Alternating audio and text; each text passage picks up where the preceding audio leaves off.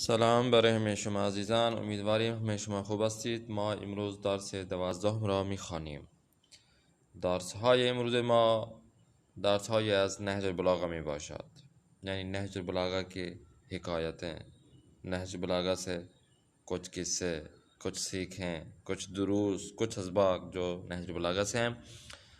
حضرت امیر المومنین علی ابن ابی طالب علیه السلام خلاصه‌ای از اندیشه ها و تجربه های زندگی خود را برای فرزند خویش امام حسن علیه السلام باز گفته است. مولای متقیان امیر المومنین علی ابن ابی طالب علیہ السلام نے اپنے زندگی کے تجربات اور فکر جو کہ خلاصے کی صورت میں اپنے فرزند حضرت امام حسن مجتبی علیہ السلام سے بات کی اور ان کو بتایا.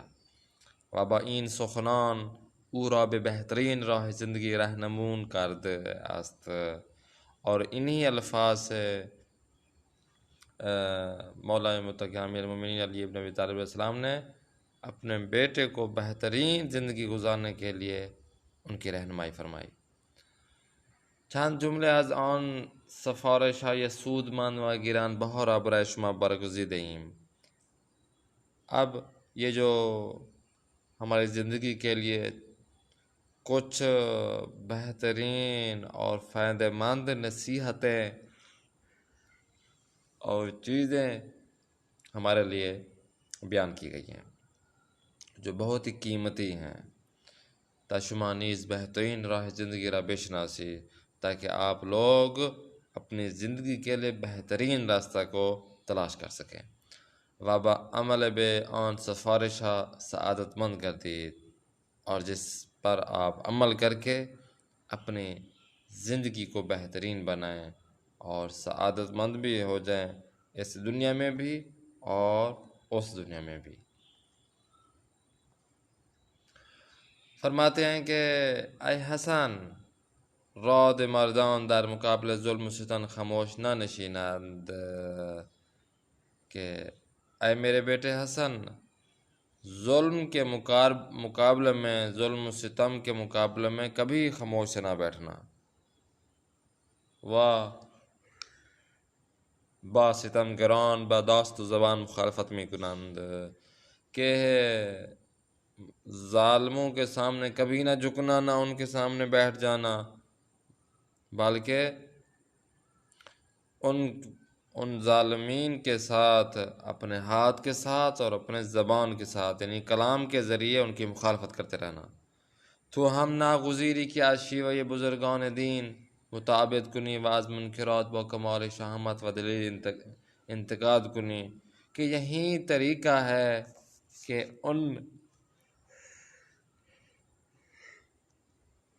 یہی طریقہ جو ظالمین یہ کام انجام دیتے ہیں ان کا آپ نے مقابلہ کرنا ہے، اور یہی طریقہ ہے کہ جو ہمارے بزرگوں نے اپنایا ہے ان کی تبعیت کرنی ہے، اور جو ظالمین ہیں ان کے ساتھ بہت ہی بہادری کے ساتھ اور کمال کے ذریعے ان کی مخالفت کرتے رہنا ہے، ان پر تنقید کرتے رہنا ہے. اگر روزگاری در رأس امور مردم قرار گرفتی، از کوچکترین فساد و سخت بر حذر باش. اگر کبھی لوگوں پر آپ حکومت کرو اور آپ حاکم بن جاؤ تو چھوٹے سے چھوٹا جو بھی فساد ہو اس پر آپ نے سختی سے لوگوں کو بچانا ہے. ایک چھوٹی سی بھی غلطی ہوتی ہے کہ انسان سے جب چھوٹی غلطی سرزاد ہو جاتی ہے تو وہ بہت ہی بڑا فساد پیدا کرتی ہے. تو فرماتے ہیں اس چھوٹی غلطی کو بھی آپ نے شمار کرنا ہے. اس چھوٹی غلطی سے جو فساد پھیلتے ہیں ان سے آپ نے پرہیز کرنا ہے. اے پسر، در علم دین بکوش. میرے بیٹے حسن، علم دین حاصل کرو. و ہمارے دانش پجو و دانش خواہ باش. اور ہمیشہ آپ نے طالب علمی کو پکڑے رکھنا ہے، علم حاصل کرنا ہے اور دوسروں کو علم دینا ہے. در تمام شؤون زندگی بر خدا توکل کن. اپنی زندگی کے تمام لحظات میں خداوند متعال پر آپ نے توکل کرنا ہے، بھروسہ کرنا ہے. وہ خدا را بہترین پناہ خود بے شمار، اور خداوند متعال کو اپنے لیے بہترین کیا اپنے بہترین نمونہ قرار دے، اور وہ وہی خدا ہے جو آپ کی حفاظت فرمائے گا. خدا توانا بہترین حافظ و مہربان ترین نگہبان است، کیونکہ خداوند متعال ہی ہے جو کہ بہترین محافظت کرنے والا ہے، بہترین مہربان ترین آپ کا نگہبان ہے. ای پسر حسن، بدان که در میان دانش‌های گوناگون آن دانشی از همه گران قدرتر است که نفعش برای مردم بیشتر باشد. اے میرے بیٹے حسن، یہ جو آپ علم حاصل کرو گے اور مختلف علوم کو حاصل کرو گے، فرماتے ہیں وہ علم آپ کے لیے بہت ہی بہترین ہے، بہت ہی قیمتی ہے، کہ جیسے علم سے لوگوں کو نفع پہنچے، لوگ اس سے استفادہ کریں. علمی کے سود تر نہ رساند و قوم را به سر منزل تکامل سوق نہ دہد علم نیست. فرماتے ہیں وہ علم ہی نہیں ہے کہ جو فائدہ ہی نہ پہنچائے، جو کہ لوگوں کو سیدھی منزل اور صحیح منزل کی طرف نہ لے جائے، تو وہ علم ہی نہیں ہے کہ لوگوں کے فائدے کے لیے استعمال ہی نہ ہو. پسرام، یک سرے بے پیغمبر بزرگ بینگر کہ ایک مرتبہ اپنے انبیاء کی طرف دیکھیں، و بدان کے درمیان بیشوان دین و اخلاق روزگار ہمچون او را به یاد ندارد، کہ آپ ہمارے بزرگوں کو دیکھیں، ہمارے پیغمبروں کو دیکھیں، انبیاء کو دیکھیں، کہ تو جانیں گے کہ جو ہمارے پیشویان دین ہیں، ہمارے جو بزرگ ہیں، ان کا اخلاق کیسا تھا، وہ کیسا اپنے زندگی گزارتے تھے، خداوند متعال کو یاد کرتے تھے، ان کو کبھی نہ بھولنا. اے حسن، ہرگز در زندگی خود بین مباش. اے میرے بیٹے حسن، اپنی زندگی میں اپنے آپ کو کبھی نہ دیکھنا. ہر چرا برائے خود میں پسندی، برائے دیگران نیز بھی پسند. جتنا آپ اپنے لیے جو چیز پسند کرو گے، اتنا دوسروں کے لیے بھی پسند کرنا. جو تمہیں چیز اچھی لگے گی، دوسروں کے لیے بھی آپ ان کو دینا. وفی وسط مردم خواہ و مردم دوست باشت، اور ہمیشہ لوگوں کے ساتھ زندگی گزارنا، لوگوں کے جیسا لوگ کہیں ویسا کرنا، ان کے ساتھ دوستی سے اور پیار اخلاق سے پیش آنا. ہم چنان کہ نمی خواہی دیگران بے تو ستم کنند، جیسا کہ تو چاہتا ہے، آپ چاہتے ہو کہ تم پر کوئی ظلم نہ کرے، تو نیز بر دیگران ظلم و ستم روا مدار. تجھے بھی چاہیے کہ آپ بھی دوسروں پر ظلم و ستم نہ کرو. نیکی کن، نیکی کرتے رہو، آن چنان کہ از نیکی دیگران شادمان میشوی، جیسا کہ دوسروں کے ساتھ نیکی کرنے میں تجھے خوشی محسوس ہوتی ہے. کہ بھئی ہم سے جب کوئی بندہ نیکی کرتا ہے، مثال کے طور پر کوئی خداوند متعال کی نعمت جو ہوتی ہے وہ ہمیں عطا کرتا ہے، کوئی کھانا دیتا ہے، کوئی ثروت مند ہوتا ہے تو پیسے دیتا ہے، کوئی چیز ہمیں دیتا ہے تو ہم خوش ہوتے ہیں. مولا فرما رہے ہیں میرے بیٹے حسن، جس طرح بندہ خود دوسرے بندے آ کر کوئی چیز دیتے ہیں اور خوش ہو جاتے ہیں، اسی طرح آپ لوگوں کو بھی چاہیے آپ دوسروں کو خوش کریں. یہ مولا امیر المومنین متقیان امیر المومنین علی ابن ابی طالب اپنے بیٹے کو بتا رہے ہیں، دراصل وہ ہمیں بیان کر رہے ہیں، ہمیں بتا رہے ہیں. جیسا کہ رسول خدا حضرت محمد مصطفیٰ صلی اللہ علیہ وآلہ وسلم کبھی کبھی مولا علی المرتضیٰ کو سمجھاتے اور ان کو بتاتے، لیکن دراصل اپنے اصحاب کو بتا رہے ہوتے، دراصل اپنے امت کے لیے بتا رہے ہوتے تھے یہ کام. فرماتے ہیں زیشت است چه دربار تو و چه دربار همسایه تو. فرماتے ہیں جو بری چیز ہے وہ بری ہی ہے، چاہے وہ تمہارے اندر ہو، تمہارے لیے ہو، چاہے وہ آپ کے ہمسائے کے لیے ہو. یہ نہیں ہے کہ غریب اشخاص کے لیے، غریب مردم لوگوں کے لیے ایک چیز بری ہے، لیکن وہی چیز جب کوئی صدر، وزیر اعظم، آرمی چیف، بڑے بڑے عہدے رکھنے والے وزراء اعلیٰ اگر وہ کام انجام دیں تو وہ ان کے لیے تو اچھا ہے. نہیں، فرماتے ہیں برائی چیز بری ہی ہے، چاہے تمہارے لیے ہے چاہے لوگوں کے لیے ہے. زیبا زیباس برائے ہمگان بنابرین زی برابر ہمیں بزرگ برگزین و زیش تراز ہمیں دور بیدار. فرماتے ہیں اچھائی اچھائی ہے کہ سب کے لیے ہے، جس کی وجہ سے آپ کو چاہیے کہ اسی اچھائی کو تمام لوگوں کے ساتھ کرو اور برائی سے دور ہو جاؤ. اذان سے نمیدانی سخن میگو، جس چیز کے بارے میں آپ کو پتہ نہیں ہے اس کے بارے میں بات چیت نہ کرو. ہرگز متکبر و خود پسند مباش، اور ہرگز کبھی بھی تکبر اور خود پسند نہ بن جانا. نہج البلاغہ، ترجمہ دکتر شہیدی، صفحہ 307، درست نواد شیشتہ 307. انتقاد یعنی اشکال گرفتن، تنقید کرنے کے معنی میں استعمال ہے. برحذر بودن، دور ہو جانا کے، پرہیز کرنے کے معنی میں استعمال ہو رہا ہے. توکل کو اردو فرزن توکل کہتے ہیں. تکامل، کامل کرنے کے معنی میں استعمال ہو رہا ہے. حافظ، نگہبان کے بارے میں استعمال ہو رہا ہے. خود بین یعنی خود پسند کے بارے میں استعمال ہو رہا ہے. دانش پجو، جو کہ دانش علم حاصل کرنے کے لیے جستجو کرتا ہے.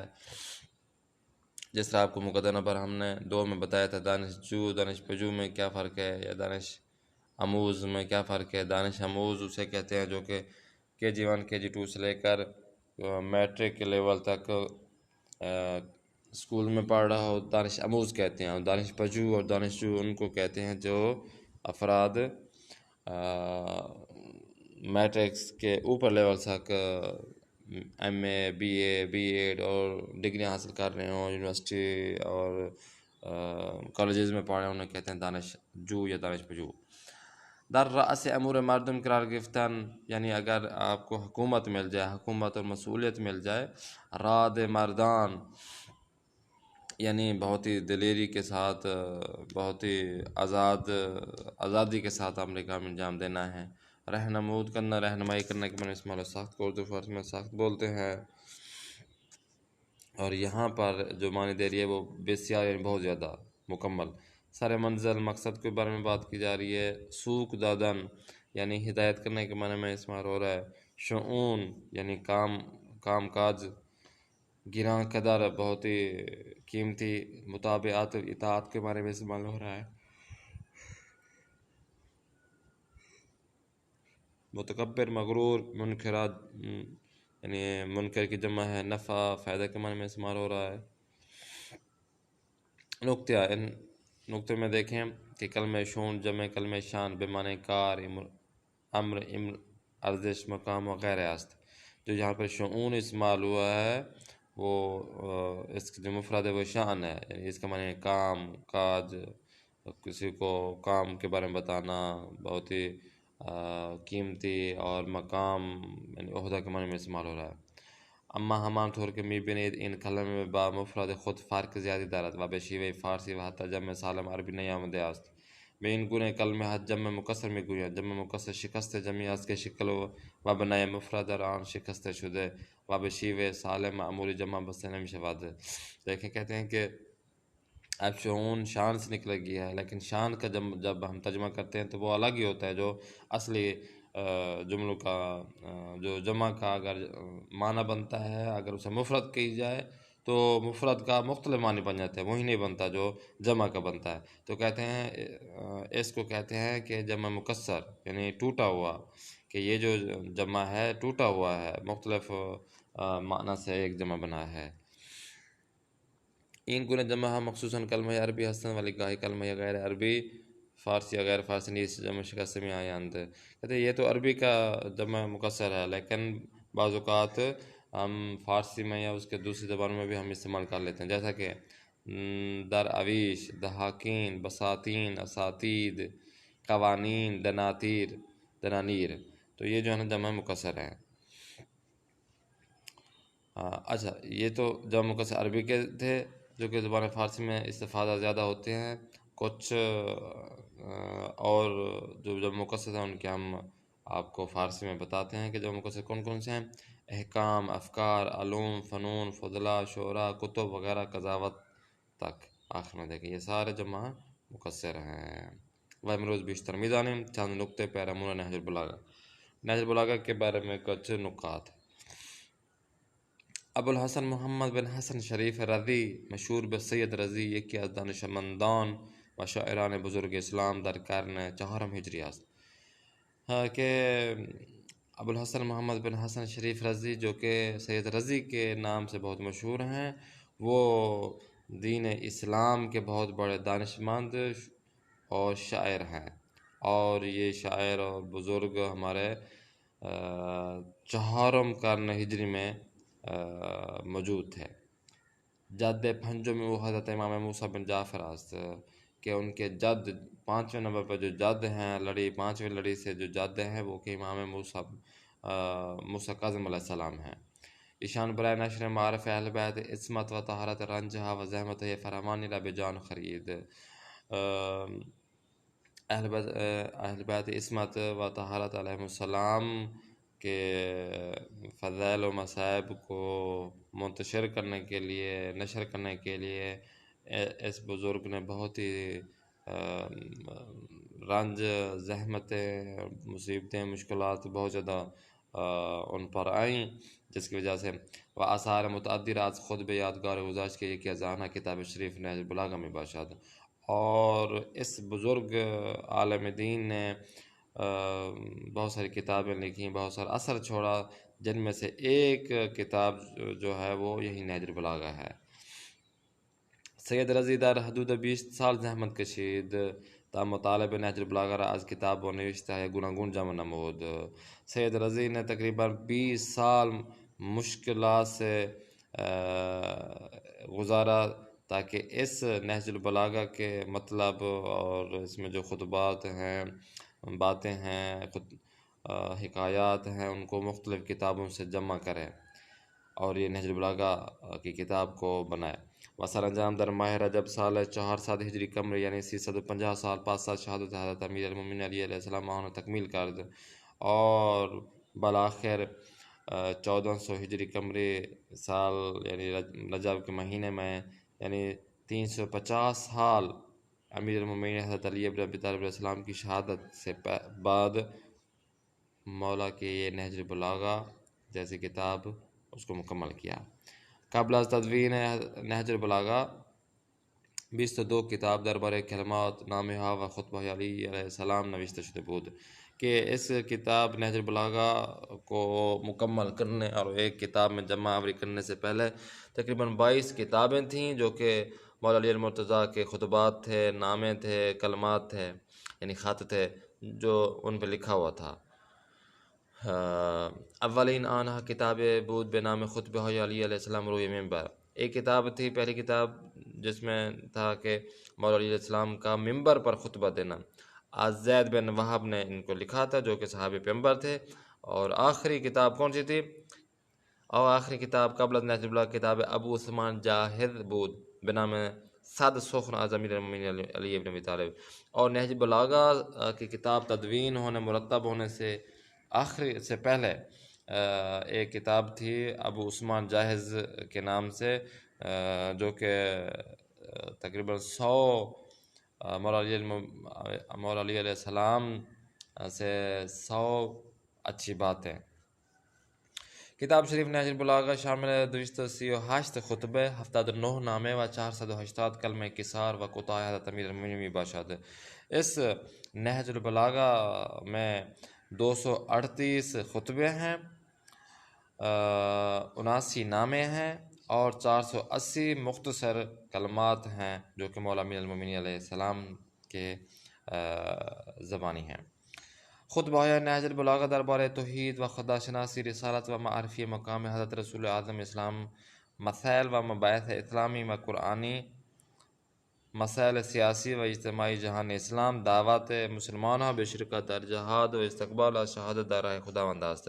ان خطبات میں مولا علی المرتضیٰ نے توحید اور خدا کے بارے میں، خدا شناسی کے بارے میں بتایا، رسالت اور رسول خدا صلی اللہ علیہ وآلہ وسلم کا اسلام میں مقام و مرتبہ خدا کے قریب، اور اسلامی اور قرآنی مسائل و مباحث کے بارے میں بتایا، سیاسی اور اجتماعی جو دین اسلام میں اس دنیا میں اسلام میں مسائل ہیں ان کے بارے میں آگاہ کیا، مسلمانوں کو جہاد اور شہادت کے مقام و مرتبت کے بارے میں بھی بتایا جو کہ خدا نے متعال کی راہ میں کیا جاتا ہے۔ اما نام ہائی کے در این کتاب شریع جمع آوری شدے پیرامون مسائل حکومت اسلامی و امت مسلمان اس کے برائے دوستان نزدیکان، کہتے ہیں کہ مگر ان ناموں میں آپ اگر غور کریں تو اس کتاب شریف میں جو نام جمع ہوئے ہیں، لکھے گئے ہیں، وہ اسلامی حکومت کے جو آج کل کے مسائل ہیں اور مسلمانوں اور امت مسلمان کے لیے جو مسائل ہیں، ان کے دوستوں کے لیے، ان کے نزدیک افراد کے لیے، حتیٰ برائے دشمنان نوشتہ شدہ است، اور حتیٰ کہ دشمنوں اور دوستوں کے بارے میں بھی یہاں پہ لکھا گیا ہے۔ همچنین در این نامه ها فرمان های هست که آن حضرت برای فرمانداران، استانداران و مسئولان حکومت نوشته، حتیٰ کہ ہمچنین یعنی اسی طرح ان خطوں میں جو خط لکھے گئے ہیں، جو فرمان لکھے گئے ہیں ان خطوں میں، اور مولا علی المرتضیٰ نے اپنے بڑے بڑے سپہ سالاروں کے نام، اپنے جو صوبائی حکومتیں تھیں، جو حکومت کے جو وزراء تھے اور جو حکومتی افراد تھے، ان کے بارے میں آپ نے بدر آنا کارکنان حکومت را عمل و رعایت دستورات معذب کر دیا، اور جو حکومتی کارندے تھے ان کو اسلامی قوانین کی رعایت اور اس پر عمل کرنے کے لیے آپ نے انہیں دباؤ ڈالا، اور لکھا کہ آپ نے دین اسلام کے اسلامی قوانین سے برتاؤ کرنا ہے۔ از این نامه ها اصول زندگی، مسائل تربیتی، اخلاقی و اعتقادی اسلام نیز بیان شده است۔ ان ناموں میں بعض ناموں میں زندگی کے اصول، تربیتی مسائل جو مسائل ہوتے ہیں تربیت کے، اخلاق اور اسلام میں اعتقاد کے بارے میں بھی بیان کیا گیا ہے۔ سومین بخش از نهج البلاغا سخنان و کلمات کسال آن حضرت می باشد که شامل پندها، اندرزها و رہنمائی های بی نظیری دربارے مسائل اعتقادی و تربیت اسلامی است۔ اب اسی تیسرے حصے میں، تیسرے پارٹ میں، نہج البلاغا کے تیسرے حصے میں مولا امیر المومنین علی ابن ابی طالب علیہ السلام کے جو باتیں ہیں، جو چھوٹی چھوٹی کلمات کسار ہیں جو کہ اوپر ہم نے بتائی ہیں، وہ آپ نے جو چھوٹے قصے بتائے ہیں، جو دوسروں کو نصیحتیں کی ہیں، جن کو ڈرایا ہے، جن کے مسائل اعتقادی اور تربیت اسلامی کے بارے میں آپ نے رہنمائی فرمائی ہے اسی تیسرے حصے میں۔ لازم است بدانید که دوست و دشمن نهج البلاغه را پس از قرآن و گفتار پیامبر اعظم اسلام عالی ترین رهنمای انسان برای زندگی و پاک و سعادت تمیز دانسته‌اند۔ آپ کے لیے جاننا بہت ہی ضروری ہے کہ چاہے دوست ہو چاہے دشمن ہو، اس نہج البلاغہ کتاب کو قرآن مجید اور رسول اعظم حضرت محمد مصطفیٰ صلی اللہ علیہ وآلہ وسلم کے جو باتیں ہیں، ان کے بعد جو چیز زندگی انسان کے لیے بہت ہی عظیم ترین، اعلی ترین رہنمائی، جو پاک زندگی کے لیے اور سعادت مند سعادت حاصل کرنے کے لیے، سعادت مند زندگی کے لیے اس نہج الکتابہ کو بہت ہی اعلی ترین سمجھا ہے۔ این کتاب شریف در زبان و ادبیات عربی مانند است۔ اگر اس کتاب کو عربی زبان میں اصلی کتاب یعنی اصل جو لکھا گیا ہے اس میں پڑھا جائے تو اس میں بہت ہی چاشنی ہے، لہذا به نهج البلاغه یعنی راہ روش و شیوه گفتار مشہور شده است کہ لہذا نهج البلاغه کا مطلب یہ ہے کہ اپنی زندگی کی تربیت، گفتار اور زندگی کے راہ روش کو کیسا ہم نے استعمال کرنا ہے، کیسے زندگی گزارنا ہے، یہ نہج البلاغہ کے بارے میں بہت ہی مشہور ہو گیا ہے کہ اس کو آپ پڑھیں گے تو آپ کے لیے آپ کی زندگی بہت آسان ہوگی. یہ زندگی بھی جو دنیاوی زندگی ہے بہت آپ کے لیے فائدہ مند ہے، اور آخرت کی زندگی میں بھی آپ کامیاب و کامرانی عطا فرمائیں گے. دعا رب العزت سے خداوند متعال ہم سب کو اہل بیت علیہ السلام کے نقش قدم پر چلنے پہ اور اس پر عمل کرنے کی توفیق عطا فرمائے. انشاءاللہ نیکسٹ اسباق میں پھر ملاقات کرتے ہیں. اپنے میزبان کاری محمد آصف اصفہانی کو دیں اجازت. خدا نگہدار. شما باشد.